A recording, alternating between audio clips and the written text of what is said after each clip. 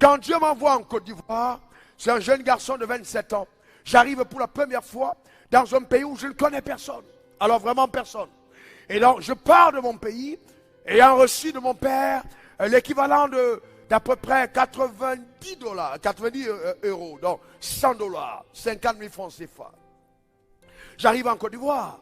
Et la Côte d'Ivoire est classée parmi les pays dans la mythologie comme le 3e pays le plus cher du monde. Et donc, nous avons tous ces statistiques. Mon grand-père spirituel, mon père spirituel m'ont un tout petit peu découragé par rapport à la Côte d'Ivoire. Parce que ça demandait beaucoup d'argent pour partir. Bon, on ne m'a pas donné cet argent qu'il fallait pour partir, mais je rends grâce à Dieu pour ça.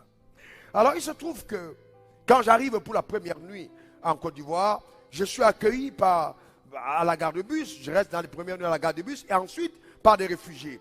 Pour raccourcir le témoignage, le responsable de la mission qui était là, moi je devais être le vice-directeur, parce qu'on a estimé que le pays était trop grand et trop important pour que l'organisation soit représentée par un jeune homme de 27 ans.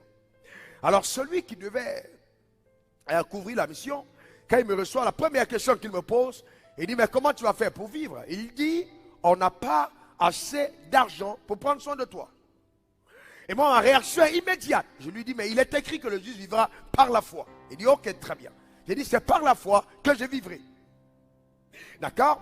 Et on fixe donc mon salaire de 15 000 francs CFA. Autant qu'il soit, pendant 2 ans, c'est ce que je vais toucher de la part de la mission. Cependant, je continue mon travail. Dieu m'avait dit qu'il prendra soin de moi. Il m'avait parlé, il m'avait donné sa parole. Vous savez, quand Dieu vous donne sa parole, il est responsable de la parole qu'il vous donne.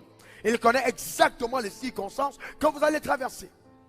Quelques années plus tard, ce missionnaire dont est parti, celui qui était à la tête, je suis resté et il est revenu en Côte d'Ivoire. Les gens lui ont dit, est-ce que tu as appris ce que Raoul Wafo est devenu? C'est lui qui me raconte l'histoire. Il dit, j'entends parler de toi partout. Partout où j'arrive, on me demande, est-ce que tu allais le voir? Et donc, il veut venir vers moi. J'ai dit, non, je viendrai vers toi. Dis-moi où tu es. Par respect, parce qu'il a été mon leader et c'est un aîné de très loin. Alors ce jour, j'arrive, et quand je gare, je dis, je suis là. Quand il est sorti, il a eu le souffle coupé. Authentiquement. Il était tellement surpris. D'abord, le protocole de personnes qui avaient tout autour, et la voiture dans laquelle je sortais. Il était étonné. Il me dit, waouh, ce que j'ai entendu est inférieur à ce que je vois. Et je lui ai dit, Dieu est fidèle. C'est Dieu qui m'a envoyé en Côte d'Ivoire. Il a demandé à faire même une photo avec la voiture. J'ai dit, tu peux en faire plusieurs.